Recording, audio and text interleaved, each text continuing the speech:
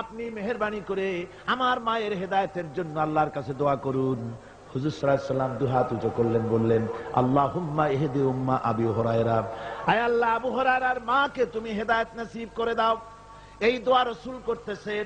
হুজুরকে দোয়ার মধ্যে ফেলে রেখে আবু হুরায়রা দৌড় আরম্ভ করেছে বাড়ির দিকে। পেছন থেকে কয়েকজন সাহাবী তারা দৌড়ে গেল। আবু হুরায়রা দৌড়ায় কেন?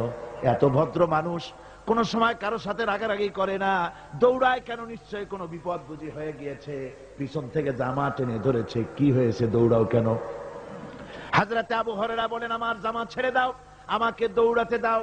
আমি দৌড়াইয়া বাড়ি পৌঁছে গিয়ে দেখতে চাই আমি আগে দৌড়ে বাড়িতে গেলাম না নবীজির দোয়া আমার আগে আমার বাড়ি পৌঁছে গেল।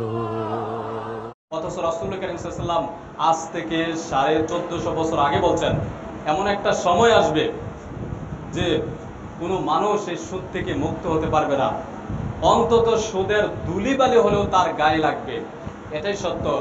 ডক্টর আসাদুল্লাহ গালিব সাহেব তিনি 2010-11 সালে বলছিলেন যে আসলে বাস্তবতা তাই।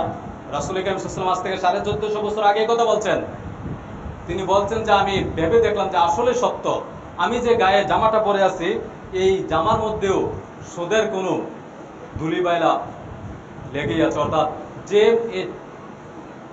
এই কাপড়টা যে তৈরি করেছে সে হয়তোবা ব্যাংকের থেকে লোন এনে এই জামাটাকে ক্রয় করেছে, বা সেটাকে প্রোডাক্টটারে কি করেছে, বের করেছে, নির্মাণ করেছে, তৈরি করেছে।